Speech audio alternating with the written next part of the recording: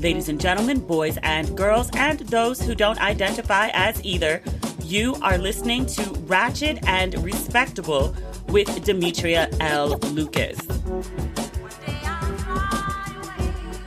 I'm in a better mood than I was last week. I got over that I had to push my move to Ghana for another 2.5 weeks, and I was making the most of it. I have been out in some capacity every single day since I got back home. Catching up with friends, Kiki, cocktails, dinners, brunches, parties. I've been having a really good time, and I accepted for the best. I am moving to another country. I should take as much time as possible to catch up with everyone. I know I'm in a rush to get there, but I feel like I would have gotten there and I would have had regrets about the people I didn't get a chance to see, and I didn't know when I was going to see them again, at least for like several months. So I was good with it.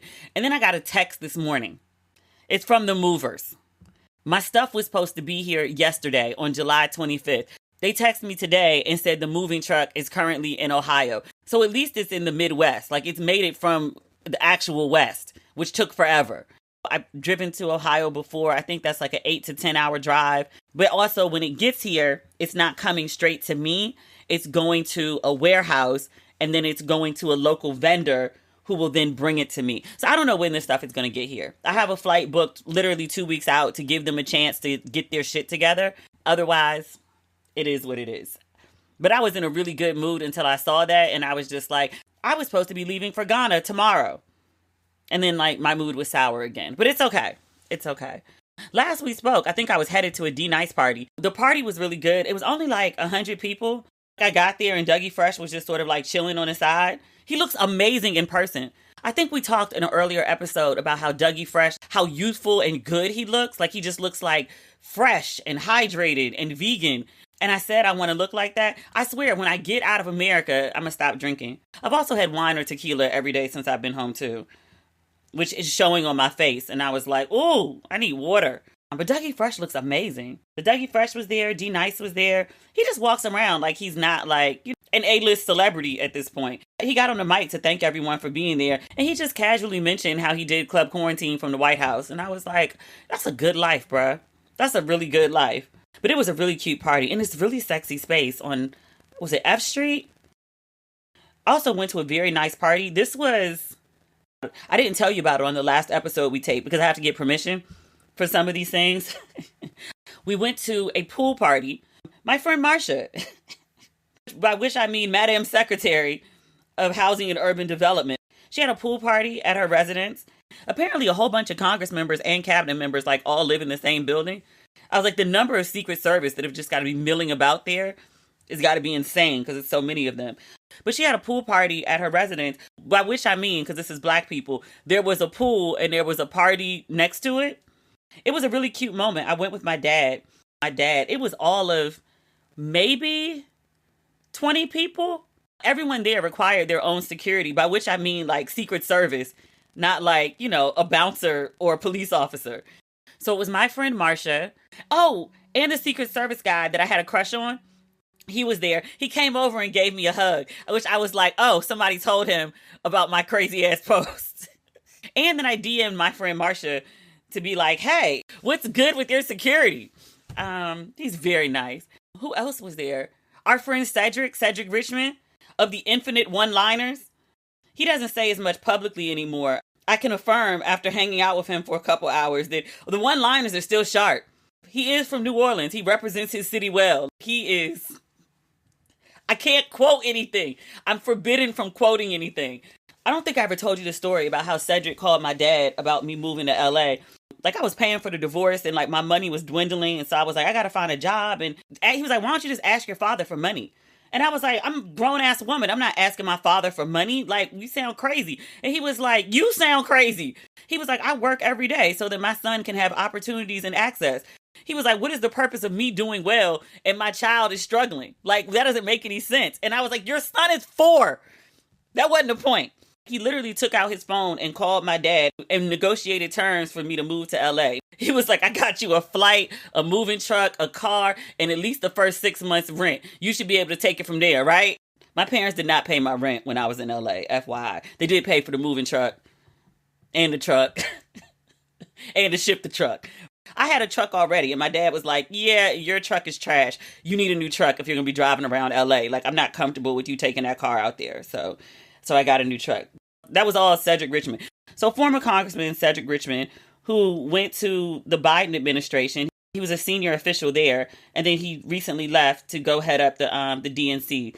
But he asked me, he was like, oh, how's LA going? And my dad was like, yeah, tell him how LA is going. It's like this hostility. I said, oh, actually, I just moved home Friday. I think this was like Tuesday or Wednesday. He was like, so you back here now? And my dad was like, tell him where you going. And I was like, I'm moving to Ghana. And he was like, Ghana. He's no fan. He's a father. Most fathers don't want to hear about their children moving across the Atlantic. He's asked my dad, he said, what we got to do to keep her here? You need a job? You need a husband? I told you, the man's one-liners are still sharp. Who else was there? The Majority Whip, Jim Clyburn, he was there. He's a friend of the family. We spent the holidays with him and his family a couple years ago down in South Carolina. The ambassador to the UN. So my dad was really adamant, like, you coming to this event with me, right? You coming to this event with me, right? I didn't know who all was going to be there except my friend Marsha. And I love Marsha. Like, I'm obsessed with Marsha Fudge. We just bonded immediately. And I was like, yeah, of course I go. Like, I want to see Marsha Fudge. So the reason he wanted me to go, I think, right after I get home, my dad and I are sitting at the kitchen table. He was like, if I can't reach you in Ghana, who do I call? And I was like, ooh, I don't know. I know people there, but nobody who's like emergency contact level. Like, I can give my parents your number and they can call you like at any time. And the people I hang out with, good people. I just haven't known them long enough. Like, you got to like know people to make them, you know, like your emergency contact or something. So my dad really felt a way about that. So I was like, if something happens, like, I mean, really nothing can happen. You really just got to reach me. The best I could probably give you is to call Davita. Davita lives between Atlanta and Ghana. Sometimes she's there. Most of the time she's in Atlanta. You call Davita and Davita could figure something out from here. Like, she's very well connected. But I was like, I don't really have someone in Ghana. Not a good answer from my father. So his solution to this was to go to this event where the ambassador to the UN would be there so I can introduce myself, figure out a way to be in contact with her so that if anything happens to me while I'm in Ghana, somebody, and I was like, the ambassador to the UN, Dad? He was like, somebody can take care of your ass on the other side of the Atlantic. And I was like, this is your solution? It was.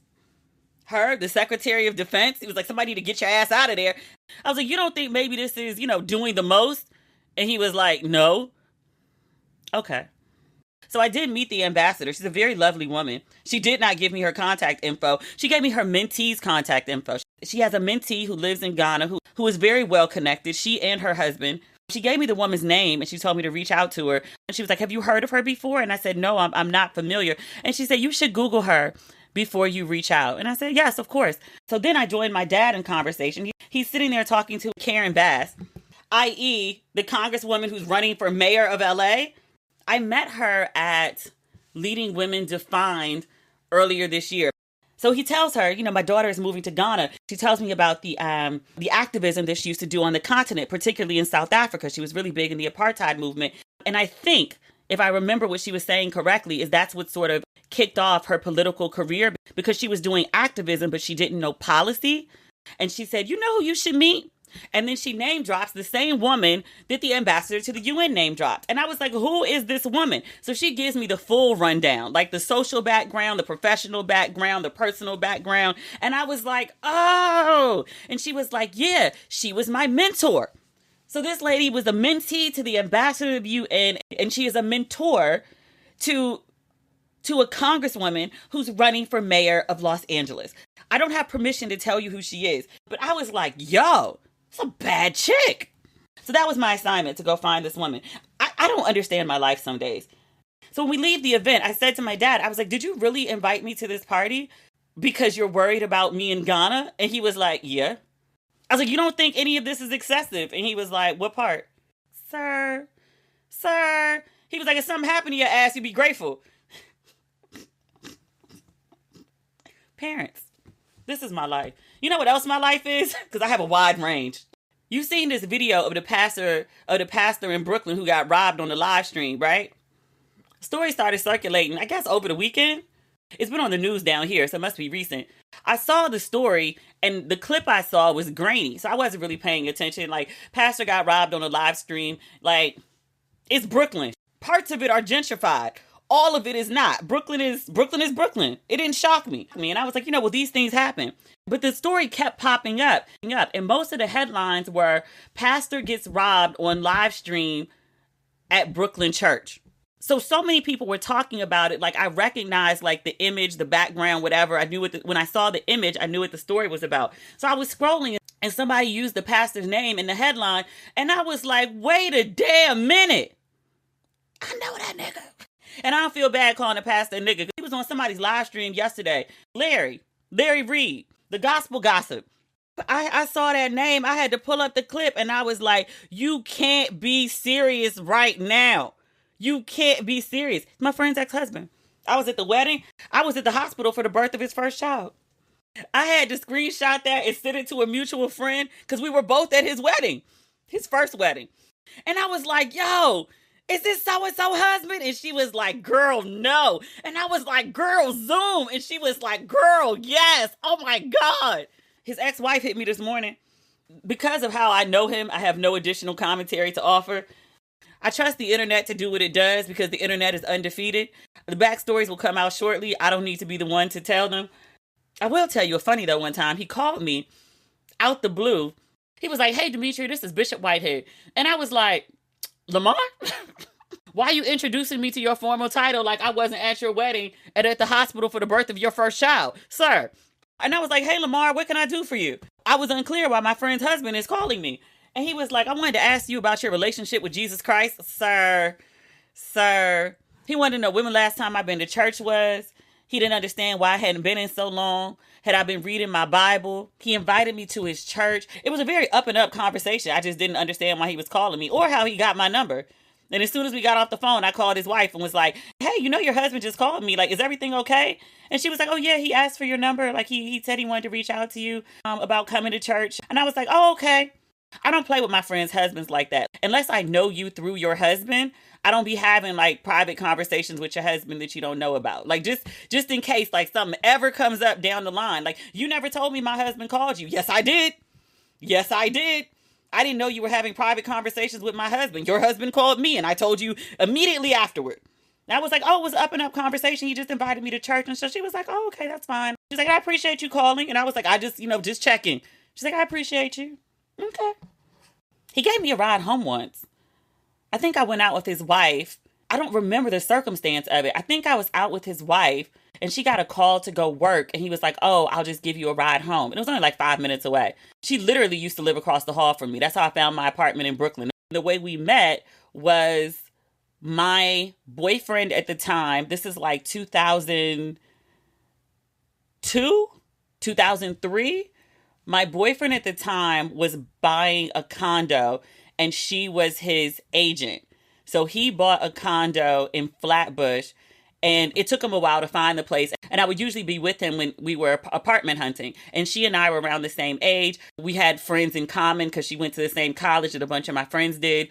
And so the apartment across the hall from her was opening up. And so she was like, would you be interested in moving in? Because like I play my music. I have a dog. I don't want somebody who's going to complain to the landlord. She was like, if it's too loud or my dog is too yippy, you could just tell me to turn it down. She said it was in Crown Heights. And I was like, ooh, because the only thing I knew about Crown Heights was Crown Heights Riot.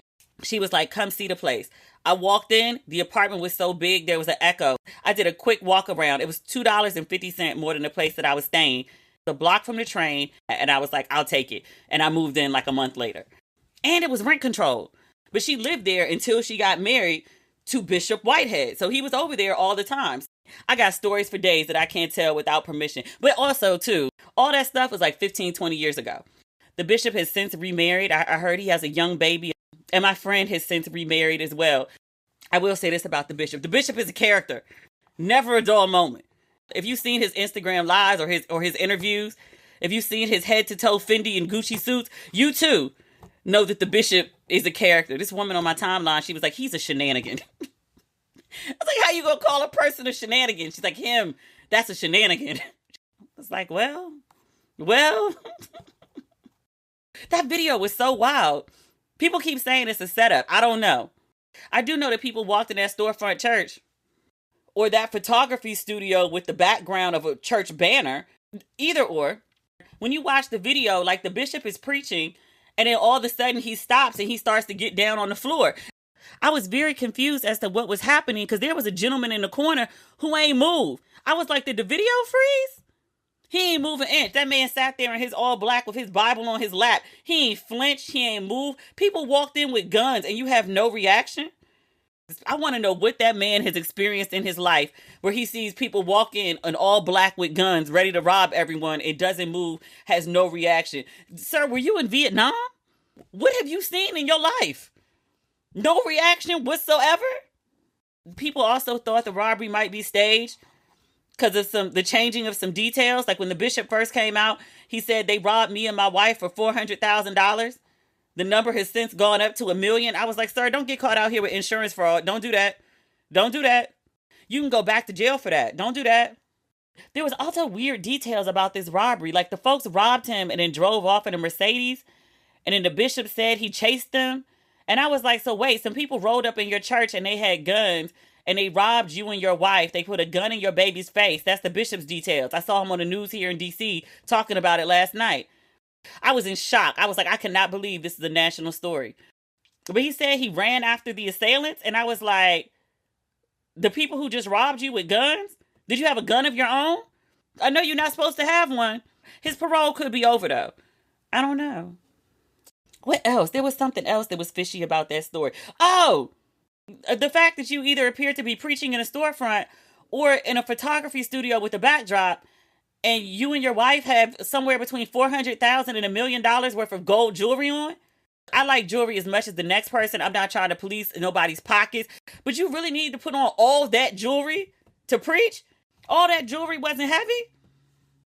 And folks also did rightfully ask. They were like, hey, how are you doing storefront preaching? It's got between $400,000 and $1 million worth of jewelry, but this is what your church looks like. You're not investing in your church? Real estate is high in New York. Leases are high in New York. Understood. Brooklyn especially. Understood. But all this jewelry and no investment in the church, these are things people were saying. And I was like, I mean, that's fair question. I also did read that he's in real estate now. That in addition to spreading the gospel of Jesus Christ, that he's also involved in real estate. So maybe his money is coming from a legitimate source. I trust the internet to do what it does and get those answers, especially since this story is everywhere. That shit was on the nightly news. CNN covered it. And I was like, you're kidding me. But this is my life. Hanging out with cabinet members and congresspeople and bishops of storefront churches who get robbed. It's an interesting life. I'll give it that. It's never a dull moment. No one likes waiting on a paycheck, especially when you've got bills due. Good thing there's Chime. Now you can get your paycheck up to 2 days early with direct deposit. That's up to 2 more days to save, pay bills, and generally just feel good about your money situation. But Chime is more than just about getting paid early. It's also an award-winning mobile app, checking account, debit card, and optional savings account. And I love how fast they get you your money. So what are you waiting for? Hopefully not your paycheck. Get started with Chime today. Applying for a free account takes less than 2 minutes. Get started at chime.com/ratchet. That's chime.com/ratchet. Banking services and debit card provided by the Bancorp Bank or Stride Bank North America. Members FDIC. Early access to direct deposit funds depends on payer. You know what else is interesting? They're like rebuilding DC right now. I went down to Union Market and there's like 3 whole buildings that did not exist at all in September 2021 that are almost complete now. I'm like, are you kidding me? And I looked at a place in Union Market because that Union Market area is so cute. I like Union Market and I like Navy Yard. But the buildings all had websites on them. And I was like, well, maybe I could keep a crash pad in DC. So I'm not, living out of the guest bedroom at my parents' house or staying in hotel rooms. Do you know that a 2-bedroom apartment with 1,100 square feet in the District of Columbia is $5,100 5,100 American United States dollars and dineros. I was like, are you fucking kidding me? No. I looked at another building about the same price. Now, my friend works in real estate here. He does activations at resident properties. If you live in a resident community in DC and there's fun things for you to do with, the other residents, he's probably the person planning it and putting it together.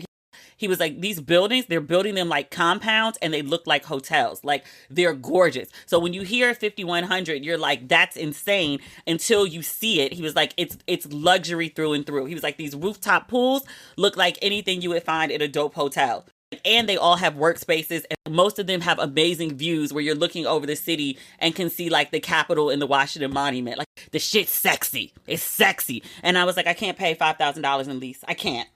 Just on general principle. I can't, I won't, I shall not. That's ridiculous. That's ridiculous. And for a place that I won't be living in full time, I was like, no. I'll be sleeping in the guest bedroom for free. He was like, I don't know why you want to get a place in DC anyway. He was like, if you're going to get a place, you get a place in New York or get a place in LA. And I was like, stop making sense when sense was not asked for. Nobody asked you for sense or logic. We have other things to talk about this week. The Wakanda trailer, the sequel to Black Panther 2 just dropped. It looks amazing. I can't wait. November 11th, it comes out. Black Panther had a global release. So I'm hoping that I can watch it in Ghana on the same timeline as the US, because I don't want any spoilers. I want to go in knowing nothing more than what I saw in the trailer, which was amazing. There was a scene with people in all white, and I just assumed that was the funeral for T'Challa. And then there looked to be a mural of T'Challa honoring his death. I almost lost it. I really, in real life, feel like Chadwick Boseman was my king. That's the power of that movie. I was like, oh my God, I'm going to need a whole box of tissues to go to this movie. I love that it was so woman-centric. The first Black Panther was very male-centric. There were lots of powerful female characters. The A story was really about men, and I had no issue with that. I thought it was a good story, well told. But this sequel seems to be more female-centric, which of course I'm all the way here for. I love to see narratives about powerful women, powerful Black women especially. So I'm all in. I'm a little worried though. There's a snippet of Angela Bassett in the trailer, the Queen Mother, and she's yelling about her whole family is gone. Okay, we know your husband was assassinated. Okay, we know that T'Challa died. We don't know how. Okay, but you got another child. You have Shuri. So why are you saying your whole family is gone when Shuri exists? Shuri does still exist through the duration of this film, does she not? Does she not? Like I said, I'm gonna need a whole box of tissues. You can't give me a funeral for T'Challa and kill off Shuri in the same damn film. That's too much. That's too damn much. Michaela Cole, I'm obsessed with her entirely as a creative. I May Destroy You was brilliant. Brilliant. So I became a Michaela Cole stan. Oh, the music. So Tim's is singing Bob Marley's first No Woman, No Cry. And then she transitions into Everything's Gonna Be All Right. And I was like, oh, this voice is beautiful. I didn't know who it was. Thames, the Nigerian artist. That's the woman who won like 2 BET Awards like a month ago. She just kept going on stage and was like, thank you. I didn't expect to win. This is my first big award. And then she was like, thank you again, because I didn't expect to win. I want to say she got 2 or 3 BET Awards.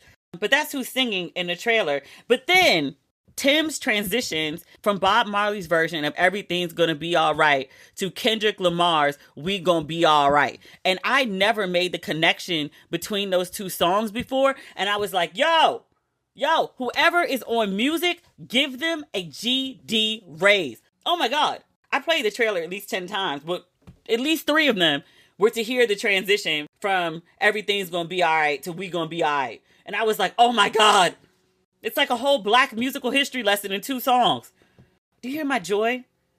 Do you hear my joy? Everyone did not find joy in this trailer. Some hotep-ass Black men, actually a couple of them, on Facebook were complaining about how many women were in the trailer. I didn't screenshot it because I was like, niggas. I don't even want this in my phone. I don't even want this niggatry in my phone. Not all men. Some men were complaining There was one post that I kept seeing over and over, and the guy was complaining that black men made Black Panther earn $1 billion, and their payback was getting a film that erased black men. And I was like, are you serious right now? I mean, one, in the trailer, the character M'Baku, who I believe, I could be wrong, is a black man. He is a large black man with beautiful thighs. He posted this picture the other day on Instagram, and his thigh, it was like both of my legs in one. And I was like, oh, he had on Hoochie Daddy shorts. It was very lovely. I posted it in my Instagram stories, and it got much feedback. Most of it very profane. His thighs are lovely. That said, he was in the trailer. You couldn't see his thighs, unfortunately, but he was in the trailer, and I was like, I mean, did you not see him? Like, black men are not erased, but this group of men just felt very upset, and they were like, why is this trailer all about women? And I was like, I didn't complain when Black Panther was mostly about men. I don't have an issue with black men being centered or celebrated. Like, I have a black father. I have black male friends. I have black male cousins. I like black men. So seeing them celebrated, seeing them centered in a global hit movie that portrays them in a flawed but overall positive light for most of the characters. But I took no issue with that. And sometimes I wonder, and I'm not the first person to, because there was a whole line of feminist thought about this, like in the 60s and 70s. And I remember this book I used to have. All the blacks are men and all the women are white. I remember the cover was bright green. But the premise of it is that black women are so marginalized in the larger culture. White women are considered the definition of womanhood, and black men are considered the definition of blackness. So the question is, where does it leave black women? So to hear black men complaining about a movie that centers black women, it's just weird to me. Do you understand? Every one of these niggas complaining literally came from a black woman. If they have two black parents, there's no other possible way you exist. You exist because of a black woman. And you're complaining about a movie centering black women? This also brings up one of the core complaints of feminism. There's always this question of, like, can you let men get their shit first and then we could worry about women? And one of the objections to that is, no, because men are not going to get their shit first and then come back and be like, okay, we got ours and now we're going to help you get yours. Just in the case of, like, what's happening with Black Panther, it's just another example of it. No, it's like you get yours and then it's, no, my turn again. You can wait a little longer. We'll get to you when, like, down the road. Like, just stop asking me. You're annoying me. Like, wait, my turn again. What's wrong with celebrating black women? What's wrong with a global film that centers black women in a positive light? Yes, it was great to see us as supporting characters, and it was great to see Lupita as a love interest, because so often dark-skinned black women are not centered as the love interest. Even in black shows, dark-skinned black women are often the best friend, the funny sidekick. They're not the main chick. They're not the object of desire. So it's great to see Lupita in that. But it's just like, why are y'all so mad? You got showcased. You got celebrated. There's a great film about black men and what's going on with black guys.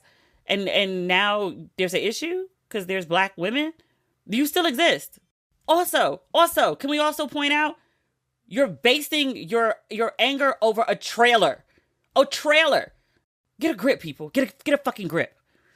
My morning workout is a critical part of my well-being. And now that the hot summer months are here, we need to be proactive about keeping our bodies fueled and hydrated. Making hydration a priority can help us feel healthier in our everyday lives. 1 stick of Liquid IV and 16 ounces of water hydrates you 2 times faster and more efficiently than water alone. Plus, Liquid IV products taste great with 10 refreshing flavors like Concord Grape, Lemon Lime, my personal favorite, Pina Colada, and Tropical Punch. I use Liquid IV first thing in the morning before a workout. What I love most is the energy boost and how it makes me feel. It's made with premium ingredients and has 3 times the electrolytes of traditional sports drinks. Grab your Liquid IV in bulk nationwide at Costco, or you can get 25% off when you go to liquidiv.com and use code RATCHET at checkout. That's 25% off anything you order when you shop Better Hydration today using promo code RATCHET at liquidiv.com. In good Black news, Nope is #1 at the box office. I haven't seen it yet. I would like to. If I can get this podcast edited and up at a decent hour, I may go see it today. I was a little skeptical. I'll be honest. I like Jordan Peele. I root for Jordan Peele. I want Jordan Peele to win and have all good things. I really liked Get Out. Them was a head tilt for me. Like, it didn't do it for me. Or was it Us? No, it was Us. Either Them or Us. I don't remember. Because wasn't there another movie, the Amazon movie? One was Them and the other was Us. Okay, whatever. That's not the point. The point is, that second Jordan Peele movie didn't do it for me. Nope. I like Blue Blanket. I love Keke Palmer. And I'm rooting for Jordan Peele. And even still, I was like, But it's got amazing reviews. People are talking about Keke Palmer has done an amazing job in this role. To the point that they've been calling her a breakout actress. And I was like, Akila?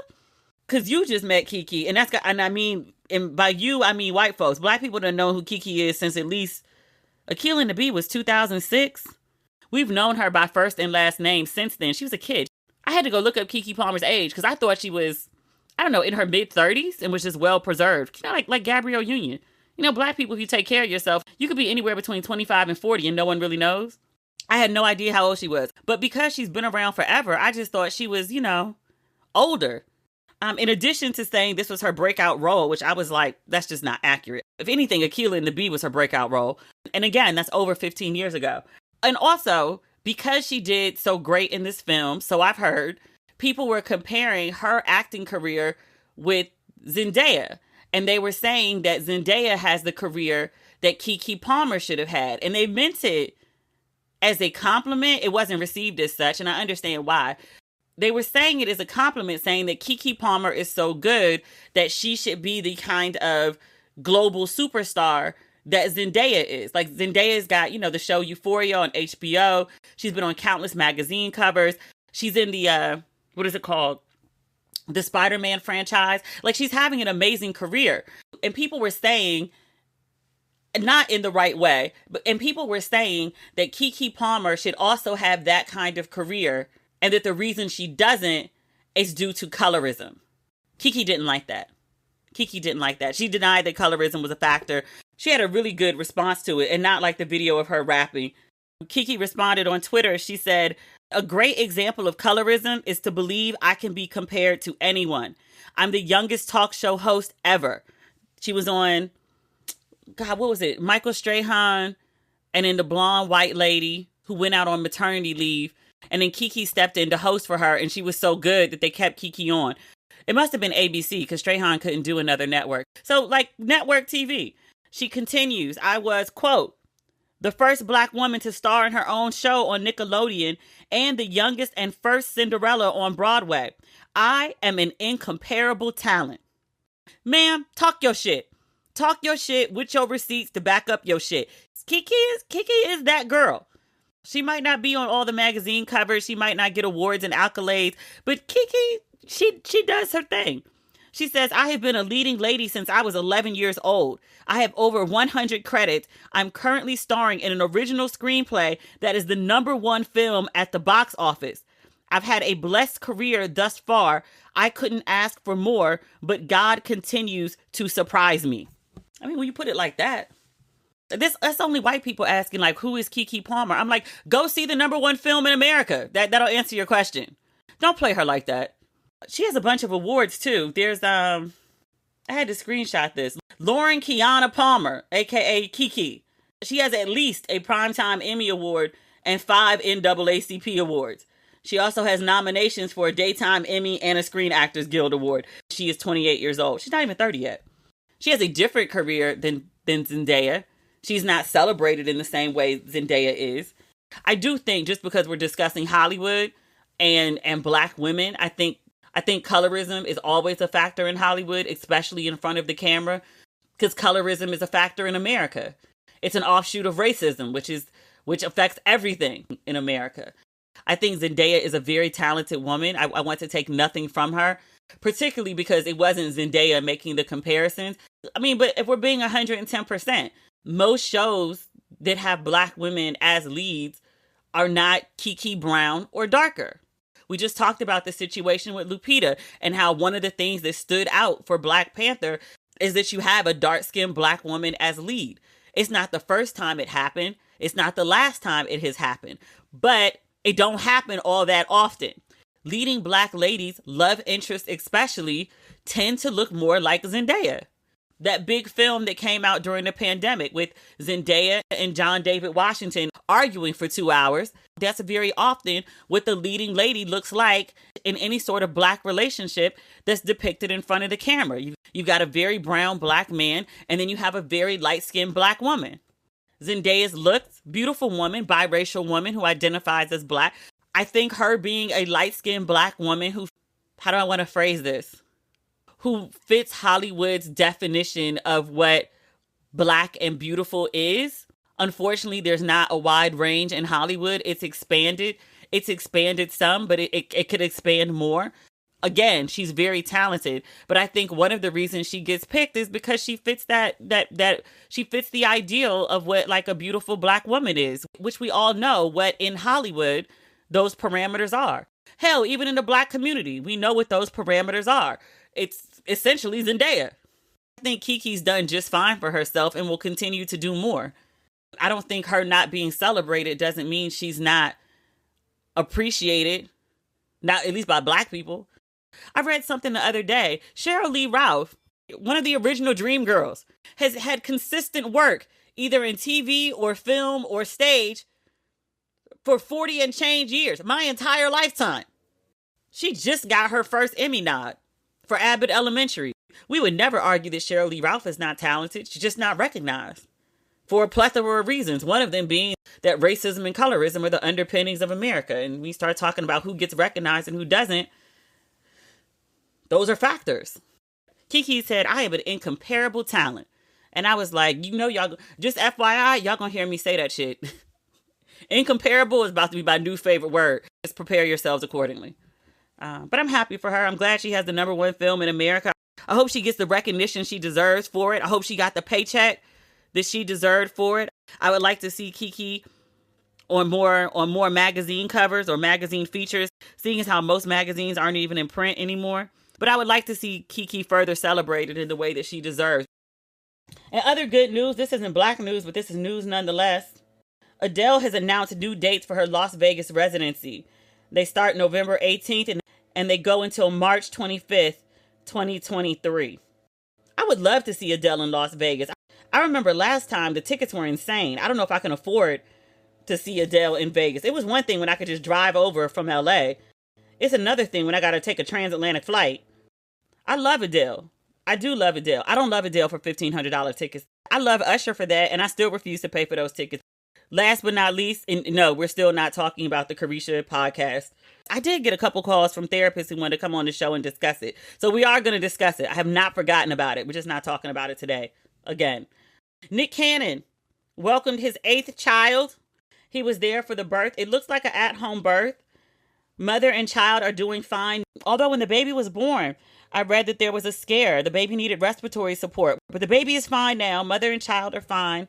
She said she did the whole delivery with no meds, which I was like, girl, I don't have any desire to be that strong. I mean, great for her. No judgment, no shade. Great for her.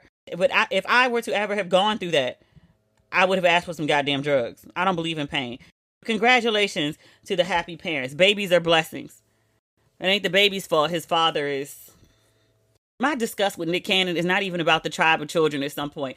The tribe of children will never have any effect on me.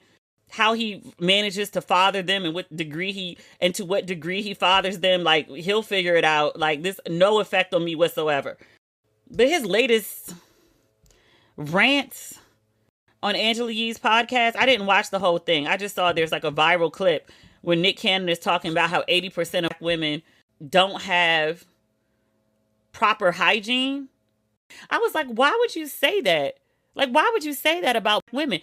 And the kicker was, he wasn't even saying that women have a foul odor. Like, his complaint was their vaginas have a smell. He was saying that 20% of women, their vaginas are odorless. And I was like, you realize it's normal and healthy for your vagina to have a scent. It's vagina scent. Your vagina is odorless, like, okay, great for you. But like, if your vagina has like the scent of vagina, it shouldn't be overwhelming where like, people who are not near it can like smell it coming up to you. Like, that's extreme. But like, if you're down there and your nose is in it, like, yeah, it smells like something. Like vagina. That other guy, the guy on Carisha's podcast, why can't I remember his name right now? Kevin Gates. I couldn't remember his name for anything. I had to Google it. Kevin Gates also said something about that recently, about how most women don't know how to wash themselves and tampons are dirty and cleaning your vaginal lining and women don't wash behind their ears and he can bathe a woman better than she can bathe herself. And I was like, where are y'all getting this shit?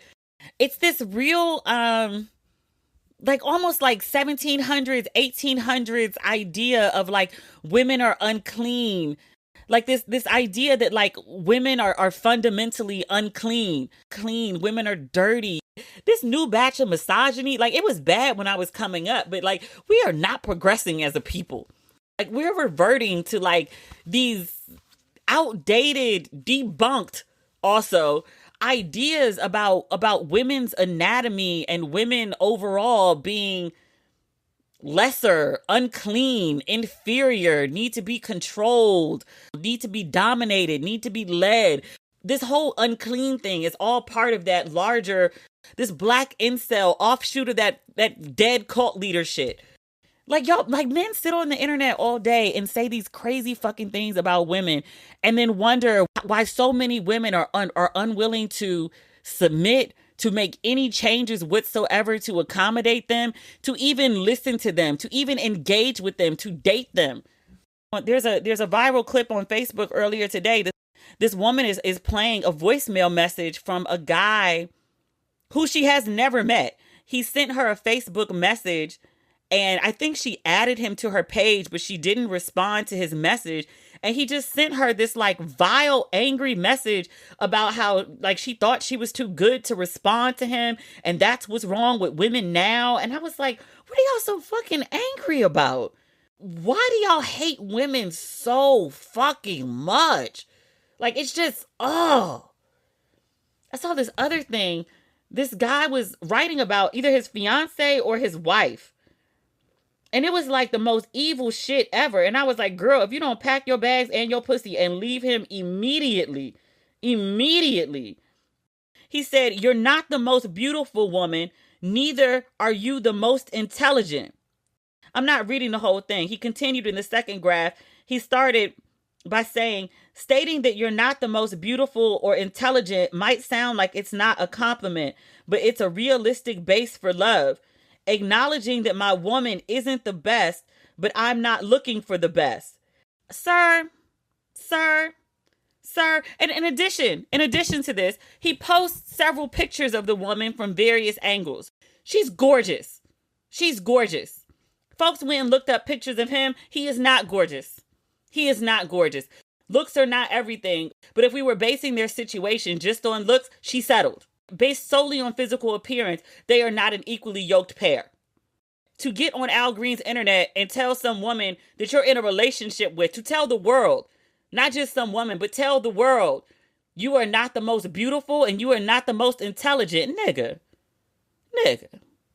If that's how you feel about your mate, just focus on the shit that you actually like about them. They're not the most beautiful in your opinion. You've seen better. Okay. She's not the smartest. You've seen smarter. Okay, find something that you could praise about this woman if you're going to make public declarations and praise that. I love your cooking. I love your nurturing. I love your listening skills. I love your praying hands. I love something about you. Something about you I think is the best, and this is why I'm marrying you. Whatever reason that you've decided to put a ring on this person's finger, this person does it for you. You could just write, you do it for me. I love you. Okay, that's enough. You are not the most beautiful and you are not the most intelligent. Nigga, if you don't get out my house, and if we're not in my house, let me pack my shit and get out of yours. No. Also, I wonder if you're comfortable saying that type of shit to somebody publicly, like you think that shit's okay to say? What the fuck are you saying to that woman behind closed doors? I would be shocked if she wasn't being verbally and emotionally abused. Because that's the type of shit you say in public. That's the type of shit you say when you're comfortable with other people seeing it. The shit you say when you're actually behind closed doors, people get lax. He probably saying all types of crazy shit to that woman. Ma'am, she's beautiful. She's beautiful. And she could do better. And I'm not saying she needs to go get a better man. I'm saying she needs to get out that situation who's someone who thinks of you that way. Being alone is better than being with somebody who thinks it's okay to tell the world that you are not the most beautiful and not the most intelligent. Like, nigga, what? Find something you like. These backhanded compliments, which I find it backhanded. I find no compliment in it. The people were like, he's just being realistic. Like, you're not going to marry the most beautiful person. You're not going to marry the most intelligent person. People flipped it on him, and I was like, maybe y'all will get it then. Somebody in the comments wrote, you are bald-headed and not the most handsome man in the world. You are not that intelligent. You are broke and your cassava is less than average. But I choose you because you're imperfectly perfect. You see how trifling that sounds?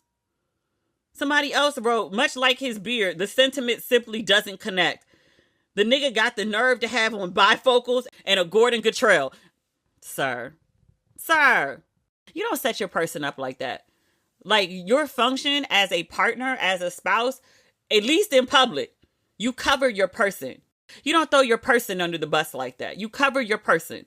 You don't set them up for the world to critique their looks, to critique their appearance and question their intelligence. You don't do that to somebody you give a remote fuck about. Definitely not somebody you love. And yet he did. And plenty of people in the comments were like, I don't see anything wrong with it. He's just being realistic. I don't want realistic love. You can have better than that. That's the bottom of the barrel. Like, you don't have to just survive. You don't have to have the barest of minimums, which I think this is less than. I think the barest of minimums is at least your partner showing you basic respect in public. Your partner not denigrating you in public is the bare minimum. This is below the bare minimum. But people are so stuck at the level of just well, this is the least I could have and I should be fine with that. Like, well, I'm surviving. No. You can thrive. There's so much more than just surviving. Thrive, goddammit, thrive. Do better than the bare minimum. This ain't even that. We'll do Kevin Gates on Friday, God willing. Inshallah. Because I'll be in New York on Friday. I'm going to try to take the podcast on Thursday morning before I get on the train and then edit it so I can upload it when I get there. And then, gallivant for the weekend with no worries and no concerns. All right. That's the episode for this week. I'm about to chop this up and then I'm going to go to the movies. Go support the Kiki, an incomparable talent. We'll talk on Friday. Okay. Bye.